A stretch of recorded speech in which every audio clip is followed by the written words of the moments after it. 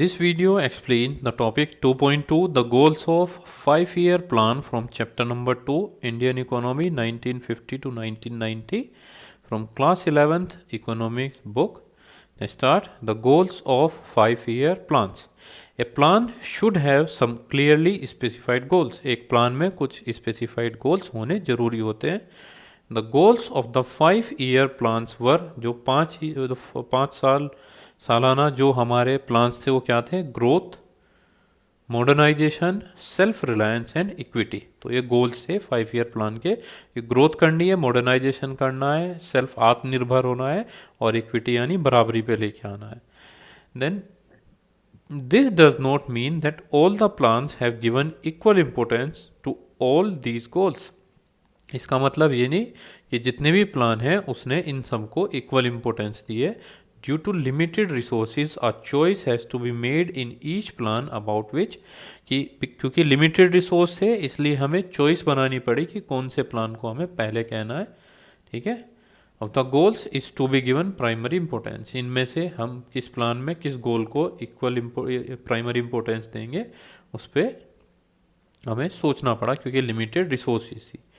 Nevertheless, the planners have to ensure that as far as possible the policies of the plans do not contradict these 4 goals. ठीक है. और इसके अलावा जो planners हैं उनको ये भी इंश्योर करना था कि जो पॉलिसीज़ हैं प्लान की वो इन चारों गोल में कॉन्ट्राडिक्शन ना पैदा करें. तो let us now learn about the goals of planning in some detail. कि गोल्स ऑफ प्लानिंग पढ़ेंगे हम. The first goal here is the growth. It refers to the increase in the country's capacity to produce the output of goods and services within the country. ये किसको बताता है कि increase कर रहा है किसकी कंट्री की कैपेसिटी को बढ़ाना था इसे ताकि वो जो ज़्यादा से ज़्यादा गुड्स और सर्विसेज है अपने ही कंट्री के अंदर प्रोवाइड कर सके, प्रोड्यूस कर सके. It implies either a larger stock of productive capital or a larger size of supporting services like transport and banking or an increase in the efficiency of productive capital and services. तो ये किसके ऊपर imply कर रहा था कि जो larger stocks हैं प्रोडक्टिव कैपिटल के, यानी कि कुछ ना कुछ हमारी जो कैपिटल है वो प्रोडक्टिव होनी चाहिए या जो सर्विसेज हैं भाई जो सपोर्टिंग सर्विसेज हैं उन्हें भी हमें इम्प्रूव करना है जैसे ट्रांसपोर्ट और बैंकिंग है. और इसके अलावा जो प्रोडक्टिव कैपिटल है उन्हें भी क्या करना है हमें इंक्रीज करना है. ठीक है. Then a good indicator of economic growth in the language of. जो गुड इंडिकेटर है इकोनॉमिक ग्रोथ का वो किस लैंग्वेज में होता है? In the language of economics is study. Let's wait. Of economics is study increase in the gross domestic product. तो सबसे इम्पोर्टेंट पॉइंट है वो क्या है कि हमारे जो ग्रोस डोमेस्टिक प्रोडक्ट है यानी जीडीपी है उसमें एक स्टडी इंक्रीज होना चाहिए. तो the GDP is the market value of all the goods and services produced in the country during a year. तो एक साल में जितनी भी गुड्स और सर्विसेज बनाई हैं उन सब की क्या मार्केट वैल्यू होती है उसी को हम क्या बोल देते हैं? जीडीपी. क्या यानी एक साल के ड्यूरेशन को हम चेक करेंगे इसमें कि you can think of a GDP as a cake and growth is increase in size of the cake. कि हम जीडीपी को केक मान सकते हैं और जो ग्रोथ है वो क्या है अगर केक का साइज बढ़ रहा है तो. If the cake is larger more people can enjoy it. अगर केक ज़्यादा होगा तो ज़्यादातर लोग उसे आनंद ले सकते हैं. ऐसे ही जीडीपी भी है कि जितनी ज़्यादा जीडीपी होती है उतना ज़्यादा बेहतर उसे लोग यूटिलाइज कर सकते हैं. So it is necessary to produce more goods and services if the people of India are to enjoy in the words of first 5-year plan a more rich and varied life. तो ये necessary था कि हम ज़्यादा goods और services provide करें कि ताकि जो इंडिया के लोग हैं उसे एंजॉय कर सकें. और यही क्या था फर्स्ट 5-year प्लान का जो ऑब्जेक्टिव था कि ताकि उन लोगों को क्या बना सके कि रिच और वेरिड लाइफ यानी एक खूबसूरत ज़िंदगी दी जा सके. So the GDP on the GDP of a country is derived from the different sectors. जो जीडीपी है कंट्री की वो कहाँ से डेराइव होती है? अलग अलग सेक्टर से. Namely the agriculture sector, the industrial sector and the services sector. ठीक है, तो तीन हमारे अलग अलग हैं, एग्रीकल्चर सेक्टर से सबसे ज़्यादा है, फिर इंडस्ट्रियल सेक्टर आता है, फिर सर्विस सेक्टर। इन तीनों का ही कंट्रीब्यूशन होता है इंडिया की जीडीपी में या कंट्री की जीडीपी में। The contribution made by each of these sectors make up the structural composition of the economy. कि इन सेक्टर्स के, ये तीन सेक्टर एग्रीकल्चरल, इंडस्ट्रियल और जो सर्विस सेक्टर है, वही इकोनॉमी का स्ट्रक्चरल कंपोजिशन बनाते हैं। In some countries growth in agriculture contributes more to the GDP growth. और कुछ कंट्री में क्या होता है, जो एग्रीकल्चर में अगर ग्रोथ है तो वो जीडीपी में और भी ज़्यादा कंट्रीब्यूट करता है। ठीक है, while in some countries the growth in the service sector contributes more to the GDP growth। और कुछ कंट्रीज में क्या करते हैं कि जो ज़्यादातर सर्विस सेक्टर है वो कंट्रीब्यूट कर रहा है जीडीपी ग्रोथ के अंदर। Next is modernisation to increase the production of goods and services. ठीक है, मॉडर्नाइजेशन यानी अगर हमें प्रोडक्शन को इंक्रीज करना है गुड्स और सर्विसेज का, तो क्या करना है, the producer have to adopt new technology. जो प्रोड्यूसर है उसे नई टेक्नोलॉजी अडॉप्ट करनी ही पड़ेगी। For example, a farmer can increase the output on the farm by using new seed varieties instead of using the old ones. तो example, अब farmer जो है अपने फार्म के ऊपर यानी खेत के ऊपर जो आउटपुट है उसे एक अच्छी क्वालिटी अगर वो सीड की यूज़ करे तो जो प्रोडक्शन होगा वो बहुत बेहतर होता है। Similarly a factory can increase output by using a new type of machine. और एक फैक्ट्री है अगर वो एक नई मशीन यूज़ करे, नई टाइप की मशीन, तो उसका भी आउटपुट जो है वो बढ़ जाएगा। So adoption of new technology is called modernization. कि अगर हमें नई टेक्नोलॉजी को एडॉप्ट करना है उसी को हम क्या बोल देते हैं, मॉडर्नाइजेशन बोल देते हैं। तो मॉडर्नाइजेशन हेल्प करता है इन इम्प्रूवमेंट।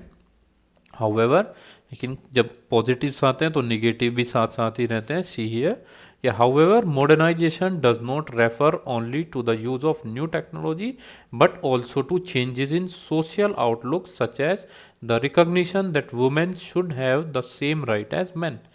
ये जो मॉडर्नाइजेशन है सिर्फ यही नहीं कि आप उसे नई टेक्नोलॉजी का यूज़ करेंगे, उसमें क्या कर सकते हैं आप, जो चेंजेस हैं सोशल आउटलुक वो भी देखने के लिए कि जहाँ पे ये माना जाए कि जो वीमेन है वो भी किसके बराबर है, equal right to main.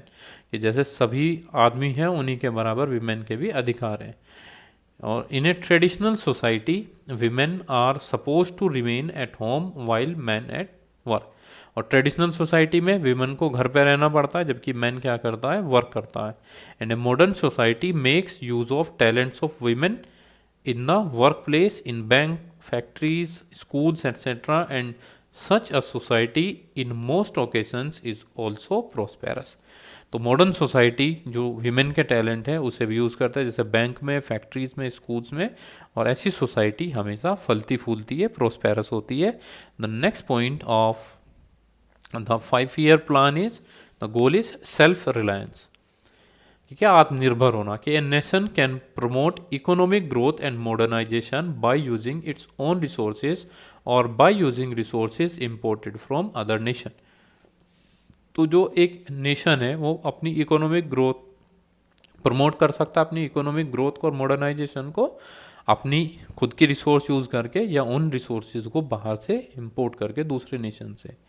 The first 7 5-year plans gave importance to self-reliance, which means avoiding imports of those goods which could be। जो पहले 7 5-year प्लान बने उन्होंने सेल्फ रिलायंस को इम्पोर्टेंस दी, जिसका मतलब था कि उन्हें जो इम्पोर्ट थे उन गुड्स के अवॉइड करने, which could be produce in India itself.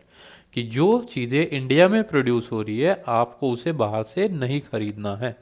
ठीक है, तो this policy was considered a necessity in order to reduce our dependence on foreign countries specially for food.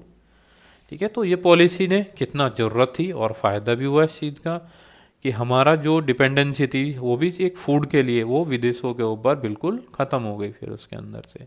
ठीक है, और ज़रूरी था कि हम सेल्फ रिलायंस हो, आत्मनिर्भर बन सकें। So it is understandable that people who were recently freed from foreign domination should give importance to self reliance. कि ये ज़रूरी था, अंडरस्टैंडेबल था उन लोगों के लिए कि जो अभी अभी फ्री हुए यानी आज़ादी मिली है फॉरेन डोमिनेशन से, उनको सेल्फ रिलायंस के ऊपर ज़्यादा तो जो देनी थी यानी ज़्यादा उनको बढ़ाना था।